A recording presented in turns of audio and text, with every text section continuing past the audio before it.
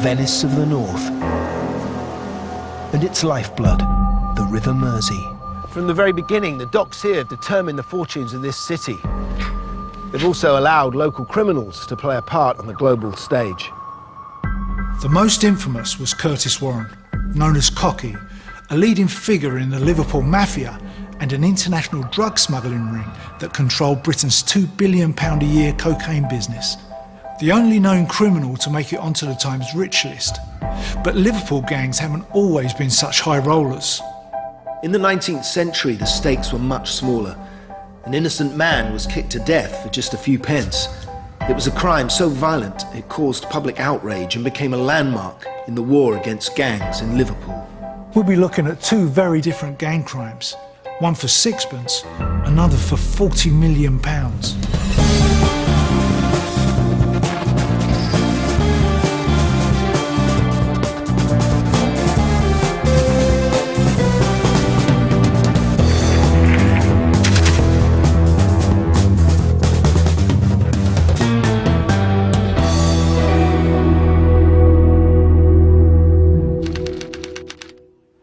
I'm looking at a contemporary report on gangs from a Liverpool newspaper of 1874, and it says, "They were given up to every form of misconduct, morally and socially.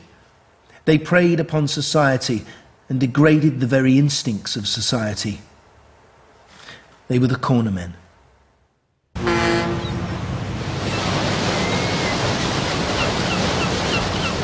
I've come to Liverpool to find out more about the Cornermen who plagued this city over 100 years ago. No wonder they used to call Liverpool the Venice of the North, so imposing. And all that grandeur and wealth came from the docks. In the 19th century, the docks covered 140 acres with 10 miles of quay space. It was, effectively, a doorway to the world. To find out more about the city, I've come to meet local historian John Archer. What was Liverpool like in 1874? Well, Liverpool was perhaps the leading port in the world, and so everything was based around the docks. So there were perhaps 20,000 ships coming in and out in a year. Tens of thousands of Irish people migrated here during the Irish famine, the Great Hunger, at the end of the 1840s. So you get a very large Irish population on top of a Welsh, Scottish. It was a very cosmopolitan place, Liverpool, in the 1870s. Liverpool underwent a massive population explosion. Immigrants of every nationality flooded into the city. In just a few years, the population grew almost tenfold, reaching 530,000 by 1870. And what was employment like? There were too many people, in a sense. So most people perhaps could get 3 or 4 days' work a week on the docks. A lot of young lads initially were employed as nippers, and they're young men that sat on carts, but then they'd be made unemployed at 16 because the younger nippers available, and there aren't a lot of jobs in a place like Liverpool. Yet the rich lived cheek by jowl almost with the poor, because in the centre of Liverpool you had St George's Hall and sort of large libraries, and they're right slap bang next to the slums. This was where two worlds collided. The prosperity of one of the world's greatest seaports came face to face with some of the most appalling slums in Europe. This is Tithe Barn Street. That way, it goes down to the Mersey and the docks and opens up to the sea with all its promise of opportunity and adventure. But in the late 1800s, if you walk that way, you'd walk into a maze of slums. The Victorian pedestrian, within 5 minutes, could go from hope to despair. What must it have been like to live in that murky underground world? A place made up of petty criminals and thugs who would turn to violence as a first resort. To help me explore this part of Liverpool's past, I've enlisted the help of historian Michael McIlwee. So who were the Cornermen? They weren't really a gang, were they? No, they're just groups of young men that just hang around the street corners because they just haven't got enough money to go in the pub and buy beer So they'd spit and swear and occasionally push people off the pavement and Just guys who couldn't afford to be in the pub? yeah.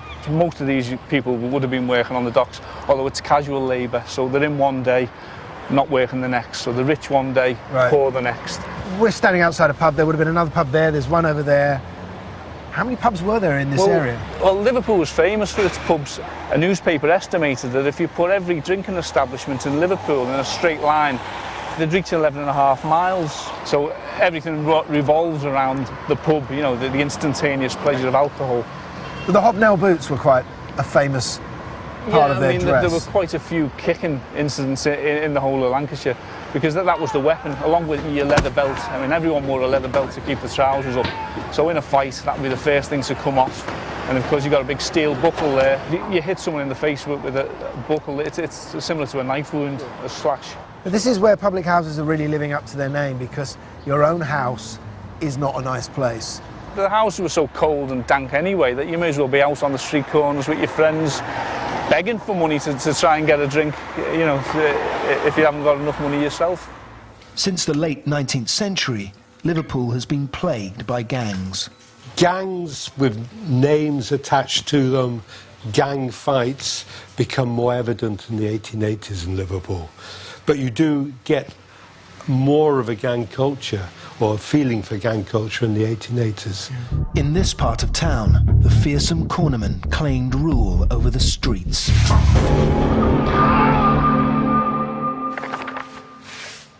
This is a map of the city back then. And this is Tithe Barn Street, running along here to the docks, with their huge berths all full of container ships. And up here, this is where our cornermen would have hung out, wearing their trademark boots, their soles covered in deadly nails. The beatings they would hand out saw their notoriety soar, and they soon became known as a menace not to be messed with. So they were violent, usually drunk and fairly disorganised. The opposite of the guy I'm looking into, Curtis Warren, born 1963. Unlike the cornerman Gary's looking at, this guy is full on. He operates on a much bigger scale. A drug baron in the Liverpool Mafia whose efforts made heroin and cocaine available to both rich and poor in every town in the UK. He rose from the street to make it onto not only the Times Rich list, but also onto the top of Interpol's list of most wanted men. Curtis Warren was the second son of a mixed-race seaman from South America who lived with his Spanish wife. Regarded as half-caste, he fell into neither the white nor the black gangs of the city and had to prove himself all the more. He grew up in the Granby area of Toxteth. There were alehouses, clubs, prostitutes and strip joints. Old West Indians in Panama hats smoked ganja. Women in saris ran stores. Hindus, Muslims, Rastafarians and Christians all mixed together. I'm here to meet journalist Graham Johnson, author of The Cartel and Powder Wars, who can tell me a bit more about Curtis Warren. So this is Toxteth, where Curtis grew up. Yeah. What was it like during those years? The drugs cartel started here 30 years ago, and this is where people like Curtis Warren and other cartel godfathers came from. What, these streets? Yeah, just around here, yeah. Now, there are parts of Toxteth which are very gentrified, and lots of money has been poured into it. But then, it was poverty-stricken. It was one of the most deprived parts of Europe. So you had a lot of connections to the docks. But listen, they all closed down in the early 80s. Loads of jobs went, 25–30% unemployment around here. So it all kind of accumulated into the riots. Yeah. Did that change everything? Yeah, it changed everything. It changed the criminal landscape. The riots were really an uprising. They were caused by deprivation and kind of racist, heavy-handed policing. And this was effectively turned into a no-go area. The police didn't want to come in here because it was difficult for them to mount patrols, and there were lots of tension between the police and the local population. You had a lot of kind of alienated people who couldn't find work. And it was like a pool of unemployed foot soldiers who thought, well, if we can't work in the legitimate economy, we'll work for the local drug dealers. It was kind of spun as a kind of if you're doing this, it's a political act as well as a criminal act. It's kind of a rebellion against mainstream society. Aged 9, Curtis Warren would climb through small windows and burgle homes. By 11, he dropped out of school and was carrying out muggings and armed robberies. At 12, he was stealing cars. As a teenager, he progressed to selling heroin. Well, Curtis Warren, growing up around here, he must have just... I can understand where he's coming from, to be honest, because he must have just wanted to better himself. And you can understand why, I think, that kids that are living in these areas turn to crime. I mean, why not? I mean, some of these places that you're looking at, people live better in prison. I want to find out why Liverpool became a different city after the 80s riots and how they transformed the city's underworld. Let's start at the beginning. How did the Liverpool Mafia come about? After the war, crime in this city was based around commercial burglaries. It was based around smuggling contraband through the docks. So the crime gangs, both black and white, were pretty good and pretty experienced at getting, you know, stuff through the stolen gear through the docks, getting it out and distributing it. They had a good import network, but what they needed was a good distribution network on the ground. Yeah. So after the riots, there was a very kind of convenient alliance was made between these white middle-aged criminals, these former armed robbers, and young black criminals from Toxteth. This alliance coincided with a massive influx of hard drugs into Britain: heroin and cocaine.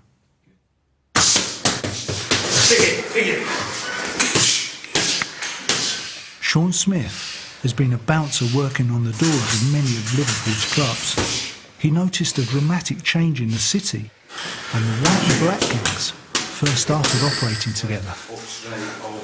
I've worked on the door since I was 16 years of age. Started getting good at my job, stopping people coming in clubs, being good with the licensees, managers, manageresses. People see you, people like you. Next minute, before I knew it, I was looking after pubs, shops, nightclubs, picking money up, dropping off to the bank for them. From when I started on the doors, it was years ago, people could end things on a handshake or, you know, I'll meet you tomorrow, let's have a straight there, a phone call. When all the drugs hit the city in late 80s, early 90s, it basically just changed everything. Most of the trouble I had was from not letting grafters, drug dealers in the club. They'd come in the club, they'd speak to you. Can we give a lad, give him 1,000 tablets to sell in the club every night it's open? No. Come on and we'll give you a percentage. No. Because I had that many doors in the city, and they got knocked back from that many doors in the city, you didn't like it. So we started getting problems. These people would leave the club. Your doorman would leave, they'd follow one or two your doorman home. They'd be getting it over the head with bats, or the car blew up. Then it'd be going, you own the company, we're going to come and get you. We work for, he's a big name in the drugs, we work for him, he's a big name in the drugs. We've got the money backed up by him. We'll burn your house, we'll sort your cars, we'll cough for all your doorman, we'll cough for your bird, and then we'll cough for you.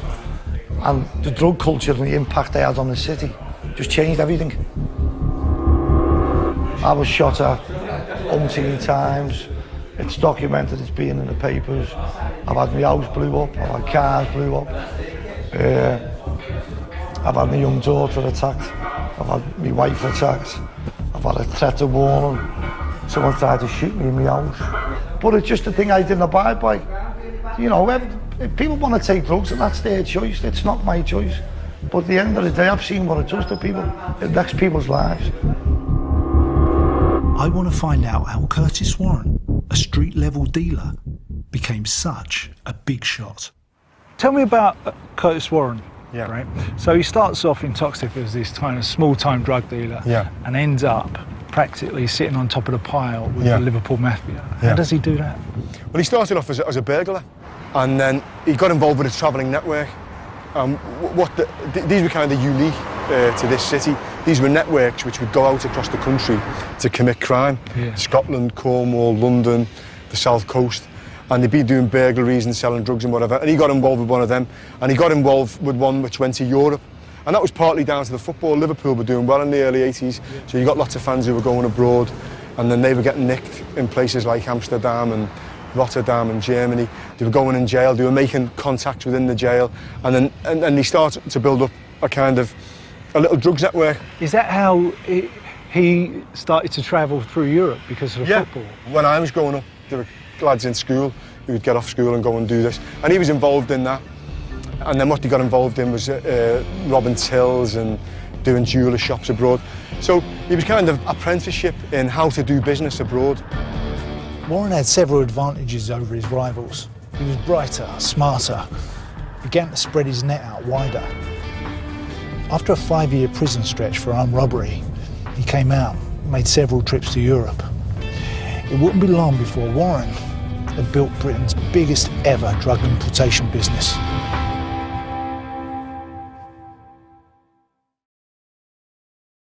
We're looking at the gangs of Liverpool, old and new. And over 100 years ago, the Cornermen menaced the streets of the city. One of their attacks was particularly shocking and targeted an innocent young couple. It was Bank Holiday Monday, August the 3rd, 1874, when Richard Morgan and his wife Alice were on their way back across the river after a day trip to Birkenhead. It was around 9 p.m. when they got off the ferry and they met Richard's older brother Samuel. They walked up Tithe Barn Street and on their way home popped into a pub in Chapel Street for a final drink. They were ordinary people on an innocent night out. The events that were about to happen would not just shock this city, they would become a landmark tragedy in the history of gangs. Even though he lived in a poor district, Richard was a respectable shop worker, a married man in regular employment, something to be proud of in a city like Liverpool. So early that evening, Richard Morgan, his wife Alice and his brother Samuel had come off the ferry and were coming back up Tithe Barn Street and popped into a pub, probably this one, for a quick drink. Coming out, they were surrounded by some cornermen, and one asked Richard if he had sixpence for a quart pint. Richard said, "Have you got a job?"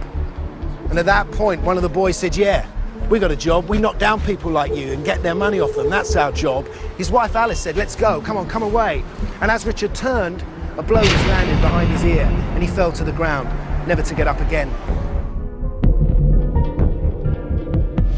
His brother Samuel retaliated at once, knocking the assailant down. One of the gang whistled for backup.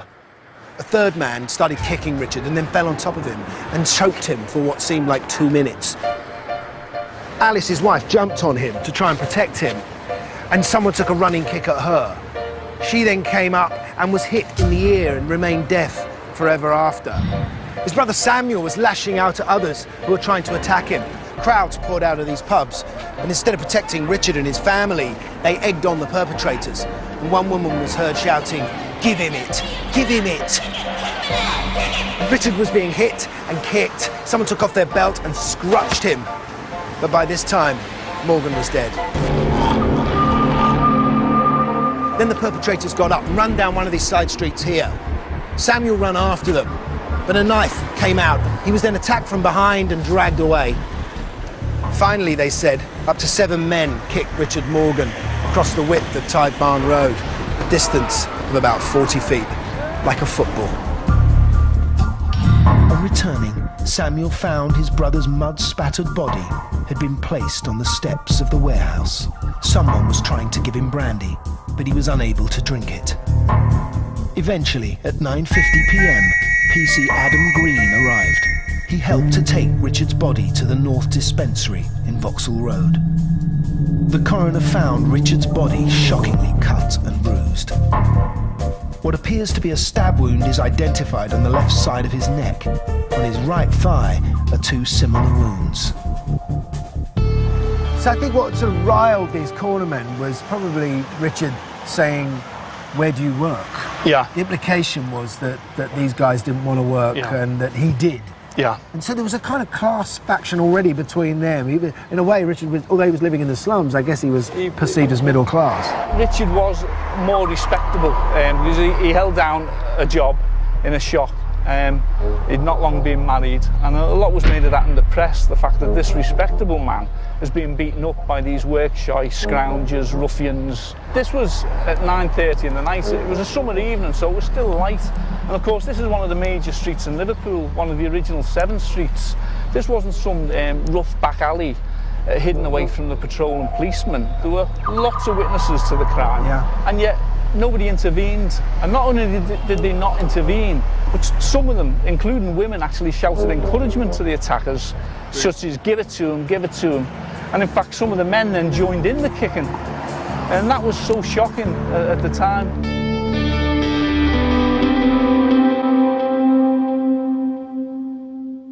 Well over 100 years later, and the kind of crime Curtis Warren is involved in is on a very different scale. Warren had been busy learning the craft of crime. To get an idea of the whereabouts of Curtis Warren, you have to look way beyond the streets of Liverpool. In 1987, he was in Switzerland. He went to France, Holland and to Spain, which had become a major drug importation centre. And then he made friends with 2 major drug lords from Liverpool. They would transform his career. And they went by the street names Scarface and Kaiser. Yes, they would. Yeah, because they would. You know, that's the kind of names. They were the kind of names good for business. And what they'd done, they were the first gang to bring 1,000 kilos of cocaine over from Colombia. Now, they would introduce Warren to the Cali cartel, the biggest suppliers of cocaine in the world. Curtis Warren came over as a kind of, he was a small-time drug dealer by then, and they introduced him to a couple of Colombian brothers who were able to kind of serve him up cocaine in large amounts, and that was how he got his kind of step up into the big time. Curtis Warren's masterstroke was to cut out the middlemen and deal directly with the suppliers. No one else had ever done this. It shot him straight up into the big league. But Warren always looked way ahead of the game. While there was cocaine from Colombia, another drugs route had opened up: heroin from Afghanistan. On the 18th of November 1993, a truck leaves the port of Felixstowe and heads for the M25. Its destination is Liverpool. Aboard is a consignment of heroin from Turkey. About 80% of the drug entering the UK is grown in Afghanistan and Pakistan before travelling the Balkan to Western Europe. Drug runners are quick to know if they're being followed. They employ gangs of people to look out from footbridges like this. First sign of trouble, call the job off. This time the driver is unaware he's being followed as he heads for the M6. The police have been keeping a discreet distance. 14 different cars are used to trail the truck. They even have a helicopter. They're not going to let this one slip away. The truck joins the M62 and pulls into Burtonwood service station near Warrington. It comes to a halt in the lorry park, and then one of the officers spots a rarely seen face: Curtis Warren.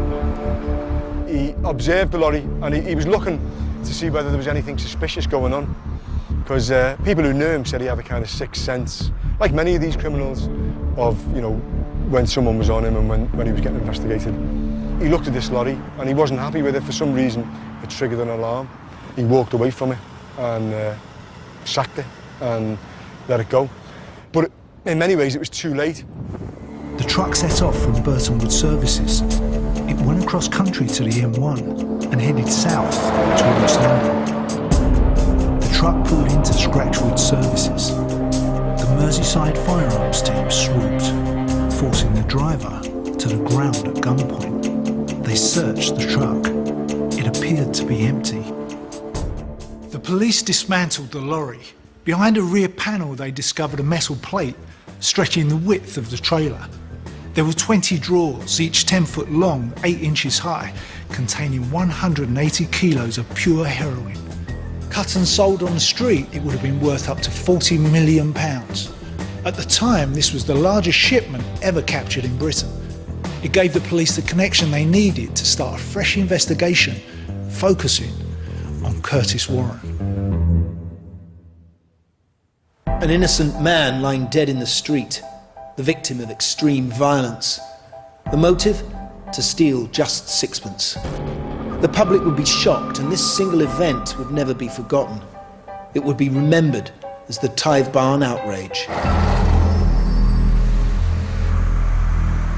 26-year-old Richard Morgan had been killed over a sixpence. His brother Samuel bravely set off to capture the assailants. One of them was a violent man called John McCrave. So Samuel, the brother, I mean, what kind of a man was he? I mean, he chased the attackers. He grabbed hold of one of them at one point and he got away, and he was about to grab him again, and the lad, John McCrave, turned round and pulled a knife on him. The crowd that had run with them down one of these side streets next to the pub actually pulled Samuel away, probably to protect him from John McCrave, who had a knife. So John McCrave ended up getting away altogether then. Travelling the short distance home, Samuel discovers the tragic news that his brother is dead. Did McCrave get caught later that night? Yeah, later on that night, McCrave ended up back onto scene to see what was going on. Somebody identified him and they went round to Samuel Morgan's house and told him that McCrave was back on the scene. So he went round and McCrave was arrested. So this guy has lost his brother. He goes back home, grieving, I would have thought. Someone comes round and says, McCrave is on the street again. Yeah. What was McCrave thinking? I have no idea. And he came back out and just made a citizen's arrest. Yeah, and they handed him over to a passing policeman. Accused of murder by Samuel, McCrave boasts that he had witnesses to prove he didn't do it. They had McCrave, but what about the others? So when they brought McCrave in, did he admit to the murder? No, he blamed his two colleagues, Peter Campbell and Michael Mullen. Well, that was nice of him. Yeah. And then the police started looking for them. And they'd escaped, had they? Yeah, Michael Mullen had woken up his brother, who was staying in lodgings, and said, come on, let's stow away on a ship to America. So they immediately fled and got on a ship. Right. And were across the river when they were discovered. There was still a third man at large, Peter Campbell. He escaped to relatives in Chowbent near Bolton. The police followed his sister, who then got on a train to visit him. Was she one of the ones goading him on? Yeah, well, it said in the trial that a female witness was shouting, give it to him, and probably it was Abe. This becomes a very public event straight away, doesn't it? It's not just another murder in the slum. No, I mean, the national press, and especially the London-based press, are always going on that Lancashire and Liverpool are rough places. Most murderers know the victims, and they're usually friends with them, or it might be partners or wives. But he was a complete stranger, and that was what else was shocking to middle-class people, the idea that they too could become victims to similar crimes on major streets in the town, not just the rough areas. But over 100 years later, it would take more than one heroic individual to catch Curtis Warren. In 1993, the police had just captured £40 million worth of heroin, the largest haul ever seized up to that time.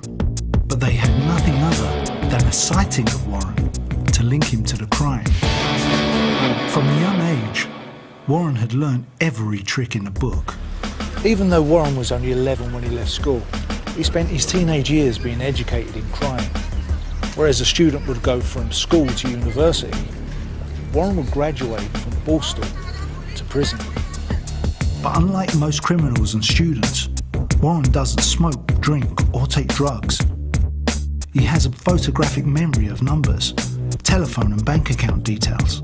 He never writes anything down. He frequently changes phones. He plans meticulously.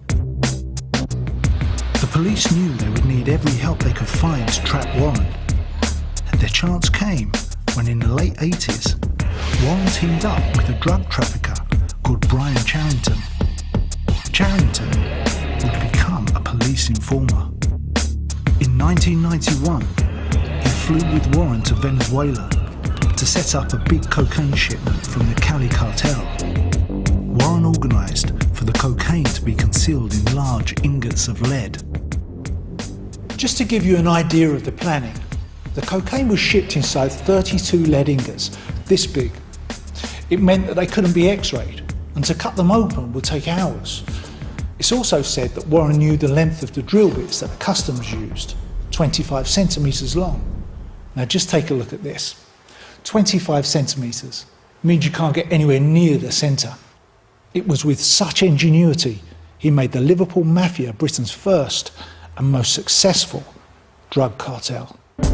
When the ingots arrived in England, customs were suspicious.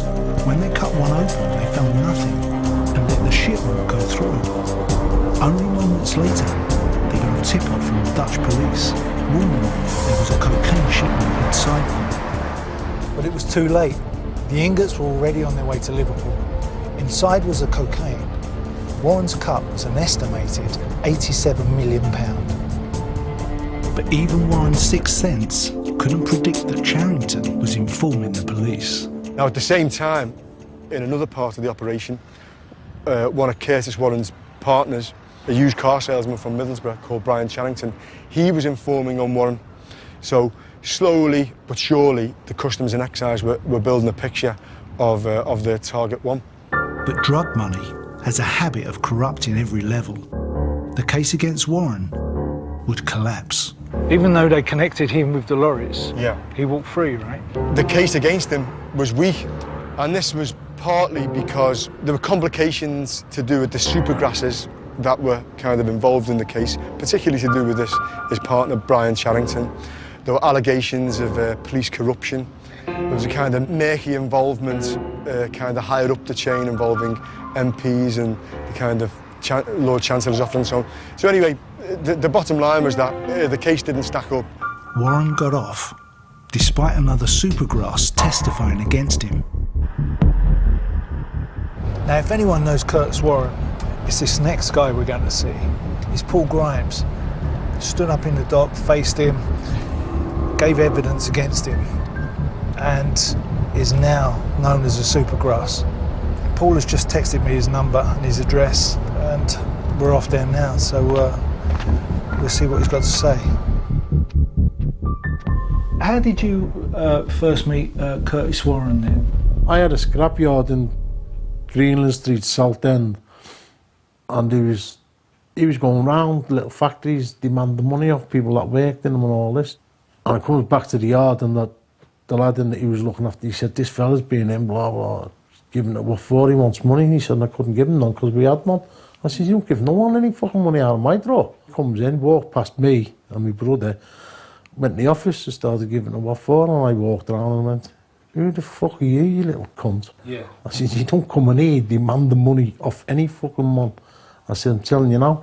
So the next I kicked fuck out of him, phoned him an ambulance and put him in an ambulance. And the next thing, he was in jail and he's on the drug scene. How did you get involved in that whole ingot thing then? Because I had the scrap metal business. My brother was involved with the people that got involved with Warren, and they phoned me up to sell the ingots. After extracting the cocaine from the ingots, Warren had ordered his gang to bury the lead. But instead, some of them tried to sell the ingots to make a bit more money. When Grimes learned what had been inside the ingots, he informed customs. Paul Grimes gave evidence against Warren in court. He couldn't believe it when Warren got off. When they got nicked and all that, he walked out to court. Yeah. Because the customs fucked up on it. So were you worried about that? No. When he walked free? No. It didn't bother me at all. I was still walking round. I'll tell you one thing that I did do though for a while, I carried a shotgun around with me. So I went off. It must have been a worrying time for you. At that time, yeah, for the first couple of weeks and all that, and then once it died down, that was it then. What made you decide to bring him down? Because of him up there. Paul's son died a heroin addict.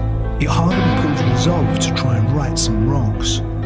He didn't mind crime, but he had no time for drugs. If he was doing what I was doing, robbing banks and all that, good luck to them. But once the drugs and my son died of the drugs, I didn't give a fuck who he was or who they... I just have them in the story. And as I said before, I stood over his grave and I said, "I will get these people for you," and that's what I done. So we just come out of Paul's house, and there was one question in my head before we got there, and that was why he turned against Warren, and what gave him the kind of momentum to get up there in the stand and face Warren in court and become a supergrass. And I think when he told us the story about how his boy died on the drugs that they were bringing in, it all kind of makes sense. I think any father would feel the same. I think you stop caring about your own life and you go after the person that you think killed your son. So I can understand it. It makes sense to me now. Warren had walked. Although Merseyside police had captured 2 huge shipments, they had missed Warren every time. In 1996, Curtis Warren relocated to Holland, to a secluded and well-protected house in the quiet town of Sassenheim, lying between Amsterdam and The Hague. But this wasn't retirement. Warren carried out business as usual. The authorities decided that if they were to go after him again, they would have to kind of streamline the operation. And in this case, the Dutch authorities took the lead. Despite Warren's careful planning, there was one thing he didn't expect. In Dutch law, it's legal to wiretap without a warrant and use it in a court of law. The Dutch police were listening in to all of his activities. Time was running out for Curtis Warren. He was Interpol's target number 1. By 1996, Curtis Warren was a very rich and powerful man. He stashed his money away in Swiss bank accounts. He's said to have owned over 300 houses in the northwest, mansions and office blocks in Britain, casinos in Spain, his villa in Holland, discos in Turkey, property in the Gambia, and even a vineyard in Bulgaria. He could have retired to a tropical island never to be seen again. But this was Curtis Warren. Another shipment was already underway. You know what fascinates me though is why didn't he stop when he had all the money, when he was sitting at the top? Why did he go back to Holland and start bringing in more when he didn't have to? Yeah, well, that's a good question. And well, the whole, the whole thing is driven by vice. It's driven by greed. It's driven by a lust for power, which for me and you, it's difficult to kind of get our heads around it. And that's what it was. And I remember one of his best mates asked him that question, why are you doing this? And he said, well, it gets me out of bed in the morning, otherwise I'd be sat at home, in my boxer shorts watching Richard and Judy on the telly. This time, cocaine from Venezuela was shipped to Bulgaria. On October the 24th, 1996, the consignment arrived in Holland. That night, Dutch SWAT teams raided Warren's home and a warehouse. And through a complex kind of undercover surveillance operation involving wiretaps, they managed to catch him red-handed, bringing in another superload of cocaine. He goes to trial, it stacks up, and he goes to jail for a long time. The top 5 men in Warren's drug ring were among the 10 men dragged from their beds and arrested. The police confiscated 400 kilograms of cocaine, 60 kilos of heroin, 1,500 kilos of cannabis, and 50 kilos of ecstasy. Their street value, £125 million. Simultaneously, British police searched premises across northwest England to arrest the gang's other cohorts. This was the culmination of Operation Crayfish, the biggest joint investigation at that time ever mounted by the police and the customs officers.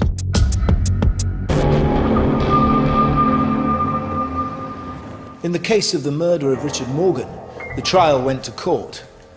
There were 3 suspects in the dock: Michael Mullen, John McCrave and Peter Campbell. The fact that the public wanted these men flogged to death was a sign of how much they despised these street thugs. I guess the 3 of these guys had an example made of them. Yeah, there were 3 of them were convicted of murder and sentenced to be hanged. Now, the jury did give a recommendation of mercy to Peter Campbell. Because he was respectable, people did put up 2 petitions in favour of him escaping the death penalty, and he was granted a reprieve and sentenced to 20 years in jail instead. The Tithe Barn outrage sparked a public debate about gangs and street violence that pinpointed unemployment, housing conditions, punishment, police inefficiency and lack of political will. as root causes. Crime had moved to the top of the political agenda in Britain, and a lot of newspapers were finding that crime sold newspapers. Was there a sense that the police weren't doing enough? The police had allowed the cornermen more and more control of the streets. That is, the police hadn't moved them on. The police walked by the groups of young men on corners. They weren't forced to move on, which is what police were meant to do. This made the cornermen even more disrespectful of the police. They've sort of given them a sense of power. Many articles were published about the incident in London newspapers and journals. The story touched the nation. Alice Morgan was quoted as saying, "My husband was murdered for sixpence." All they got from Richard Morgan was sixpence, and that became quite a statement that Richard's life was only worth sixpence. It was worth murdering someone for that amount of money. There was a rage for drink in this town. That they said that Liverpool had a drink problem in a sense, and this murder sort of encapsulated that. Although violence was not unique to Liverpool, what seemed to single out the town was that such violence seemed to be approved by the lower classes of the town and not condemned strongly enough by the more respectable inhabitants. So Liverpool itself was condemned as negligent and corrupt. Did this change anything? No, well, the funny thing is, a couple of weeks after the murder, there was another gang beating of an innocent man who was beaten with belts and kicked. And as they were kicking him and beating him, the lads were shouting, "We don't care if we hang for it," like McGrave and Mullen. So it meant absolutely nothing to them. And in fact, 3 years later, the sister of one and the brother of another ended up kicking another man to death. Did people recognise that the poverty and the slums and the unemployment of Liverpool was what was really causing this trouble? A bit later, in the 1880s, you start to get those views coming across. But in the 1870s, they were still seen as drunken, work-shy scroungers. And from the 1880s onwards, you start getting efforts made by so-called do-gooders at the time to actually improve things. So you've got, you know, campaigns for education comes in 1870. You've got campaigns for better housing, temperance campaigns to save people from drink, and also the rise of boys' clubs and early youth clubs. Yes. And that all starts coming in to start tackling this problem of young people hanging about on the streets and the violence and the binge drinking. Such violence sparked public debate that pinpointed unemployment, housing conditions and lack of parental control as root causes. They also blamed the rise of penny dreadfuls, cheap magazines glorifying the exploits of criminals. In the same way video games are blamed today, some things never change.